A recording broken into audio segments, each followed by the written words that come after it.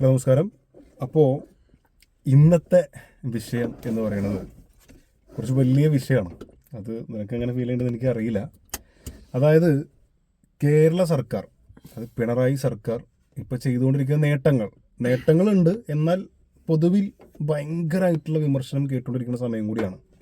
എന്നാൽ നേട്ടങ്ങളുണ്ട്, നമുക്ക് തള്ളിക്കളയാനൊന്നും പറ്റില്ല. അത് കേരളീയർക്ക് അറിയുകയും ചെയ്യാം. ഇനി കേരളത്തിൽ അവരിത് പറയുകയാണെങ്കിലും കുഴപ്പമില്ല, അടുത്ത ഇലക്ഷന് മുമ്പായിട്ട് ഇവരിങ്ങനെ പ്രചരിപ്പിക്കുകയാണെങ്കിൽ കുഴപ്പമില്ല. പക്ഷേ ഇവിടെ വിഷയം എന്താ വെച്ച് കഴിഞ്ഞാൽ 5 സംസ്ഥാനങ്ങളിൽ, അതും നോർത്ത് ഇന്ത്യയിലാണെന്ന് തോന്നുന്നു, 5 സംസ്ഥാനങ്ങളിൽ ഇതിൻ്റെ പരസ്യം കൊടുക്കാൻ പോവാം. അത് 100-ലധികം തിയേറ്ററുകൾ എന്നാണ് പറഞ്ഞിട്ടുള്ളത്. ന്യൂസായിട്ട് തന്നെ വന്നിട്ടുണ്ട്. കേരള സർക്കാരിൻ്റെ നേട്ടങ്ങൾ 5 സംസ്ഥാനങ്ങളിലെ 100 തിയേറ്ററുകളിൽ, 100-ലധികം അല്ല, 100 തിയേറ്ററുകളിൽ പരസ്യം പ്രദർശിപ്പിക്കും എന്നാണ് പറഞ്ഞിട്ടുള്ളത്. അതിൻ്റെ ചിലവ് വരുന്നത് 18 ലക്ഷം രൂപയാണ്. 18 ലക്ഷം പറഞ്ഞു കേൾക്കുന്നത്. അതിൻ്റെ മുകളിൽ പോയാൽ ചിലപ്പോൾ അതിനും ഒന്നും പറയാൻ പറ്റില്ല. ആദ്യഘട്ടം എന്തായാലും 18 ലക്ഷം രൂപയാണ് പറയണത്. എന്താണ് എനിക്ക് പറയാനുള്ളത് കേരള സർക്കാരിനെ? ഇതിലൊരു പോസിറ്റീവ് എന്ന് വേണമെങ്കിൽ പറയാൻ പറ്റുന്നത് എന്താന്ന് വെച്ചാല്, കേരളത്തിലെ നേട്ടങ്ങൾ എന്ന് പറഞ്ഞിട്ട് മറ്റ് സംസ്ഥാനങ്ങളിൽ കാണിക്കുമ്പോൾ ഇത് കാണുന്ന അവിടുത്തെ ജനങ്ങൾ കേരളത്തെ കുറിച്ച് മനസ്സിലാക്കുന്നത് എങ്ങനെയായിരിക്കും എന്നുള്ളതും, അതുപോലെ അതുപോലെ അവരുടെ സർക്കാരിൽ നിന്ന് എക്സ്പെക്ട് ചെയ്യും. ഇപ്പോൾ എന്തൊക്കെ പറഞ്ഞാലും ഏത് സർക്കാർ ഭരിച്ചാലും കേരളത്തിനെ സംബന്ധിച്ചിടത്തോളം കേരളത്തിൻ്റെ ഹെൽത്ത്, എഡ്യൂക്കേഷനൊക്കെ ഇന്ത്യയിലെ ഏറ്റവും നമ്പർ 1 ആണ്. അപ്പോൾ അത് പ്രദർശിപ്പിക്കുമ്പോൾ അവിടുത്തെ ആളുകൾക്ക് ഇത് അറിയാൻ പറ്റും. അവിടെ ഇതൊക്കെ വേണമെന്നുള്ള ആഗ്രഹം, ആവശ്യങ്ങൾ അവിടെ നിന്ന് ഉയരും.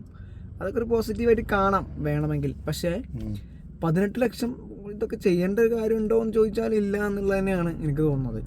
പക്ഷേ ഇതിൽ വേറൊരു കാര്യമുണ്ട്.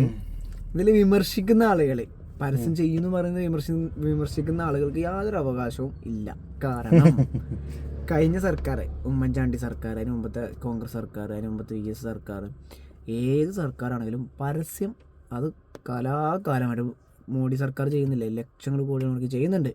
അപ്പോൾ എല്ലാ സർക്കാരും എന്ത് ചെയ്യുന്നുണ്ട്, ഇത് ചെയ്യുന്നുണ്ട്.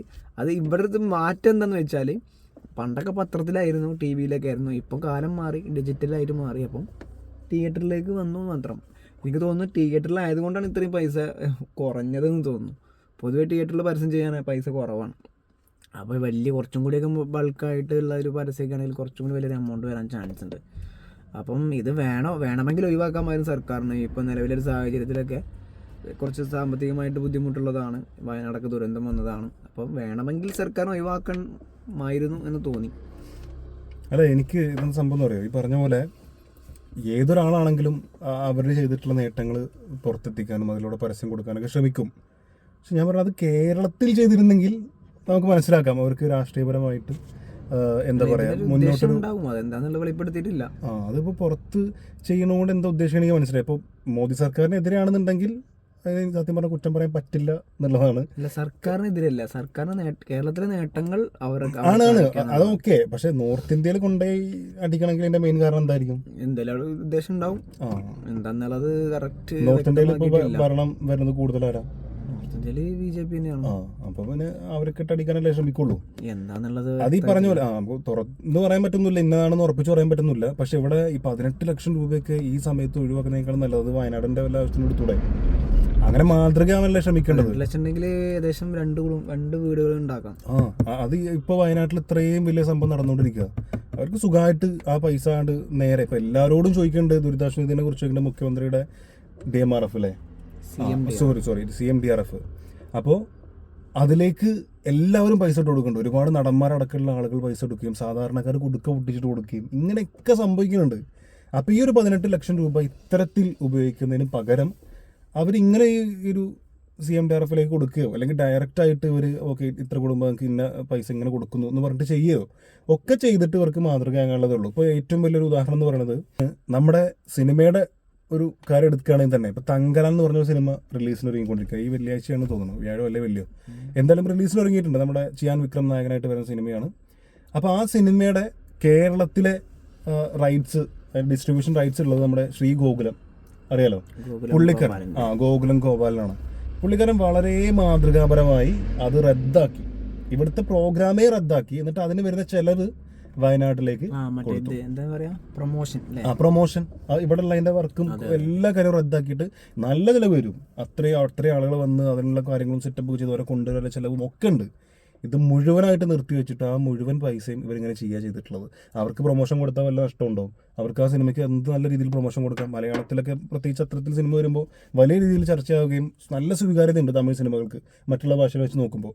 സോ അങ്ങനെയൊക്കെ ചെയ്യാൻ പറ്റുന്ന രീതിയിൽ ഇവരൊക്കെ ഇങ്ങനെ മാതൃകയാകുമ്പോൾ മുഖ്യമന്ത്രി ഇതിന് ഇങ്ങനെ ചെയ്യുന്നതിനോട് എനിക്ക് പേഴ്സണലി യാതൊരു യോജിപ്പ് തന്നെയാണ്. എന്നാലും അതിലുള്ള കുറച്ച് കാര്യങ്ങളാണ് പറഞ്ഞത്. പോസിറ്റീവായിട്ട് എടുക്കാനുള്ളത് ഇത്രേ ഉള്ളൂ. അത് മോദി സർക്കാർ തോന്നിയാസം കാണിച്ചുകൊണ്ടിരിക്കുമ്പോൾ, മോദി സർക്കാർ ഈ മതത്തിന്റെ പേരിൽ മാത്രം കാര്യങ്ങൾ ചെയ്തുകൊണ്ടിരിക്കുമ്പോൾ, വർഗീയപരമായിട്ട് മാത്രം കാര്യങ്ങൾ ചെയ്തുകൊണ്ടിരിക്കുമ്പോൾ, ഇത്തരത്തിലുള്ള നേട്ടങ്ങൾ സർക്കാർ ഇന്ന കാര്യങ്ങൾ ചെയ്തിട്ടുണ്ട്, ഇന്ന കാര്യങ്ങൾ ഒന്നാം സ്ഥാനത്താണ് എന്നുള്ള ബോധ്യപ്പെടുത്താൻ പറ്റും. അത് ഓക്കെ. പക്ഷെ ഇത്തരത്തിലൊരു സാഹചര്യത്തിൽ ചെയ്യുമ്പോഴാണ് നമുക്ക് അതിനൊരു ഒരു എതിർപ്പ് തോന്നുന്നത്. അല്ലാതെ ഈ പറഞ്ഞ പോലെ 18 ലക്ഷം രൂപ മറ്റുള്ള സംഭവമായിട്ട് കമ്പയർ ചെയ്യുമ്പോൾ ഒരു പക്ഷേ താരതമ്യേന കുറവായിരിക്കും ഈ ഒരു എമൗണ്ട് എന്ന് പറഞ്ഞാൽ. അല്ലെങ്കിൽ നല്ല എമൗണ്ട് പത്രത്തിലേക്ക് പരസ്യം കോടികൾ ചെലവ് വരും. മാത്രമല്ല ഇപ്പൊ തന്നെ നമ്മളിവിടെ സിനിമ കാണുന്ന ഫെയർലാൻഡ്, നിലമ്പൂർ ഫെയർലാൻഡ് തിയേറ്ററിൽ സിനിമ കാണുന്നുണ്ടെങ്കിൽ അവിടെ ഇങ്ങനെ എഴുതി കാണിക്കും പക്കർ ആഡ്സ്. ഒരു മാസത്തിന് 1000 രൂപയുള്ളൂ. ഒരു മാസം ഒരു പരസ്യം 1000 രൂപയുള്ളൂ. സോ അങ്ങനെ ആലോചിക്കുമ്പോൾ അത് സത്യം പറഞ്ഞാൽ കുറവാണ്. നേരെ പക്ഷേ പത്രത്തിലേക്ക് കൊടുക്കണമെങ്കിൽ എന്തൊരു എമൗണ്ട് വരും? നല്ല എമൗണ്ട് വരും. ആ പേജിനനുസരിച്ച് നല്ല എമൗണ്ട് വരും. സോ അത് ഒരു നല്ല കാര്യമാണെങ്കിലും ഈ സാഹചര്യത്തിൽ ഇത് മാറ്റിവെച്ച് അവർ ഈ പരസ്യവും അടുത്ത വർഷത്തെ സാധനമൊക്കെ ഒഴിവാക്കി മനുഷ്യത്വപരമായി അവിടേക്ക് എന്തെങ്കിലും കൊടുത്തിരുന്നെങ്കിൽ, വയനാടിന് വേണ്ടി ആ പണം മാറ്റി വെച്ചിരുന്നെങ്കിൽ അതാകുമായിരുന്നു മാതൃകാപരമായ ഒരു തീരുമാനം. ഇതിപ്പോൾ പൊളിറ്റിക്കലി ഒരു നേട്ടം നോക്കുക എന്നുള്ളത് തന്നെയാണ്, അല്ലാതെ വേറെ ഉദ്ദേശമില്ല. അതിനെ മെയിൻ ഉദ്ദേശം അല്ലേ? അതെ, ആയിരിക്കാം. നിങ്ങളുടെ അഭിപ്രായം എന്താണെന്ന് തീർച്ചയായിട്ടും കമൻറ്റിൽ രേഖപ്പെടുത്തും. നിങ്ങൾക്ക് എന്താ തോന്നുന്നത്? ഇത് കറക്റ്റാണ് തോന്നുന്നുണ്ടോ? അതോ ഈ പറഞ്ഞ പോലെ വയനാട്ടിലേക്ക് കൊടുക്കാമായിരുന്നു, അല്ലെങ്കിൽ ഇപ്പോൾ ഈ ഒരു സാഹചര്യത്തിൽ ചെയ്യേണ്ടിയില്ലായിരുന്നു എന്ന് തോന്നുന്നുണ്ടെങ്കിൽ എന്തായാലും കമൻറ്റിൽ അറിയിക്കുക.